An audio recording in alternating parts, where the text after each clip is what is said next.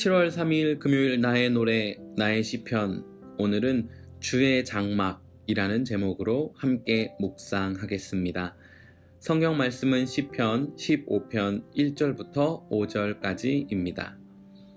여호와여, 주의 장막에 머무를 자 누구 오며 주의 성산에 사는 자 누구 오니이까? 정직하게 행하며 공의를 실천하며 그의 마음에 진실을 말하며 그의 혀로 남을 허물하지 아니하고 그의 이웃에게 악을 행하지 아니하며 그의 이웃을 비방하지 아니하며 그의 눈은 망령된 자를 멸시하며 여호와를 두려워하는 자들을 존대하며 그의 마음에 서원한 것은 해로울지라도 변하지 아니하며 이자를 받으려고 돈을 꾸어주지 아니하며 뇌물을 받고 무죄한 자를 해하지 아니하는 자이니 이런 일을 행하는 자는 영원히 흔들리지 아니하리라. 아멘. 2006년 제가 참 좋아하는 목사님과 바울의 전도 여행 지역을 돌아보며 그리스 지역을 여행했던 적이 있습니다.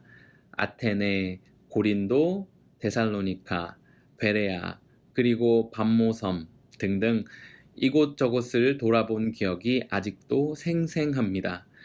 물론 장소가 주는 의미가 큰 여행이기도 했지만 그때의 기억이 생생한 이유는 좋아하는 사람과 함께 했다는 것이었고, 또 다른 한 가지는 배낭 여행이었다는 것입니다. 각자 옷가지와 라면, 햇반, 그리고 버너가 든 가방을 메고 그 위에 2인용 텐트를 얹고는 밤이 새도록 걸어서 다른 지역으로 이동했습니다. 걷다 힘이 들면 길에서 텐트를 치고 잤습니다. 여름이었지만 밤이면 너무 추워서 배낭에 있는 옷을 다 꺼내서 덮고 잤던, 그리고 텐트 주변에 나뭇가지들을 모아서 모닥불이라도 피워보려고 했던 기억이 있습니다. 오늘 본문 1절에서 다윗은 주의 장막에 머무를 자가 누구냐고 묻습니다. 그리고 이런 자들은 5절에서 영원히 흔들리지 아니하리라 라고 말합니다.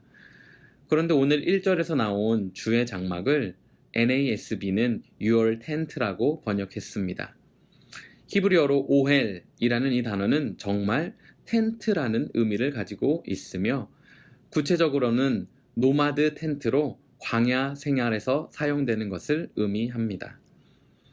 물론 광야에 있었던 타버나클로서의 성막을 의미하기도 하며 생추얼이라는 의미도 담고 있습니다. 이 모든 의미를 종합해보면 오늘 본문에서 말하는 텐트는 편안함과는 거리가 있다는 것을 쉽게 알 수 있습니다. 그곳에는 포근한 침대, 사용이 편리한 화장실, 쾌적한 온도를 맞춰주는 장치들, 음식을 쉽게 조리할 수 있는 전자레인지 등등 삶의 편리함을 가져다주는 것들이 없습니다. 그럼에도 불구하고 오늘 다윗은 여호와의 장막에 머무는 자가 흔들림이 없는, 요동함이 없는 삶을 살 것이라고 말합니다.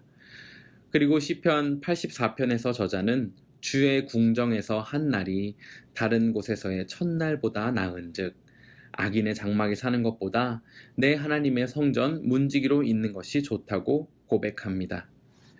저와 여러분도 그렇지 않으신가요? 저와 여러분이 어디에 있느냐가 중요한 것이 아니라 하나님과 함께 하느냐가 중요하고, 무엇을 누리느냐가 중요한 것이 아니라 하나님을 따르는 삶이 중요한 그리스도인이 되기를 소원합니다. 오늘 본문 2절부터 5절은 그러한 사람들이 사는 방법을 알려줍니다. 정직하게 행하며 공의를 실천하는 사람, 마음에 진실함이 있는 사람, 남을 비방하지 않고 친구에게 해를 끼치지 않으며 이웃을 모욕하지 않는 사람입니다. 또 하나님을 저버린 자를 싫어하고 하나님을 경외하는 자를 인정하는 사람이며, 높은 이자를 받으려고 돈을 꾸어주지 않고 뇌물을 받고 무죄한 사람을 해치지 않는 사람입니다. 이와 같은 사람이 여호와의 장막에 머무는 사람이며 그들의 삶이 요동함이 없습니다. 저와 여러분은 실제로 이러한 삶을 살고 계신가요? 오늘 말씀을 묵상하는데 늘 뜨거운 감자인 한국의 부동산이 생각났습니다. 집이 사람이 삶을 살기 위한 공간이 아니라 이윤을 남기기 위한 도구가 되어버린, 그래서 나는 이미 살 집이 있음에도 불구하고 누군가 집 없는 사람을 위해서 짓고 있는 그 집을 내가 가지고 있는 돈으로 사서 내가 산 돈보다 더 비싼 돈으로 팔거나 지속적인 유동 자산을 벌어들이기 위한 수단이 되어버린 모습 말입니다. 그래서 이런저런 정책들을 내어놓아도 결국 집을 두 채, 세 채 사서 돈을 더 벌기 위한 수단이 되어버려서 집 없는 사람은 집을 사기 점점 더 어려워지는 그 상황. 그 안에 얼마나 많은 그리스도인이 있을까? 과도한 시세 차이로 이익을 남기는 것이 목적이 되어버린 삶 속에서 매주일 외치는 하나님의 공의는 무엇일까? 정직하게 살고 옳은 일을 하는 것, 높은 이자를 받으려고 돈을 구워주지 않는 것, 구약에서 모든 땅은 하나님의 것이라고 말씀하셨던 것들이 생각났습니다. 그리고 저의 신앙과 삶을 돌아보았습니다. 그리고 다시 물었습니다. 나는 정말 주의 장막에 거하고 싶은가? 그렇다면 지금 내 삶 속에서 정직하게 사는 것은 무엇일까? 옳은 일은 무엇일까? 나는 다른 사람들을 마음속으로 비방하고 있지는 않은가?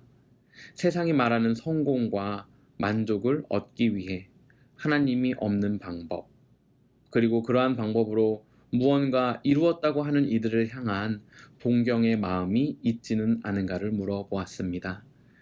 사랑하는 성도 여러분, 우리의 신앙이 추상적인 것이 되어서는 안 됩니다.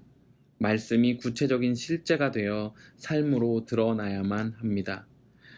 주의 장막에 거한다는 것이, 흔들림 없는 삶을 산다는 것이 때로는 불편함을 받아들여야 하고 내 감정을 돌이켜야 하며 다른 사람을 위해 내가 누릴 수 있는 최고의 이익을 포기해야 할 수도 있는 것입니다. 주의 장막에 정말 거하는 사람이라면 그렇게 할 수밖에 없는 것입니다.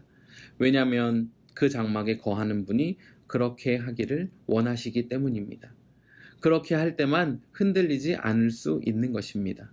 왜냐하면 그분이 흔들림 없는 분이기 때문입니다. 오늘 여러분이 거하고 있는 곳이 주의 장막인지 아닌지를 내가 살아가는 실제 삶을 보며 살펴보기 원합니다. 그리고 돌이켜야 할 부분들이 있다면 돌이키기 원합니다. 그리고 정말 주의 장막에 거하는 것을 즐거워하는, 복 있는, 부족함이 없는 그리스도인으로서 삶을 누리는 저와 여러분이 되기를 소원합니다. 기도하겠습니다. 하나님, 오늘 하루를 사는 동안 저쪽에 가면 주의 장막이 있대. 주의 장막에 사는 사람들은 이렇게 사는 사람들이래.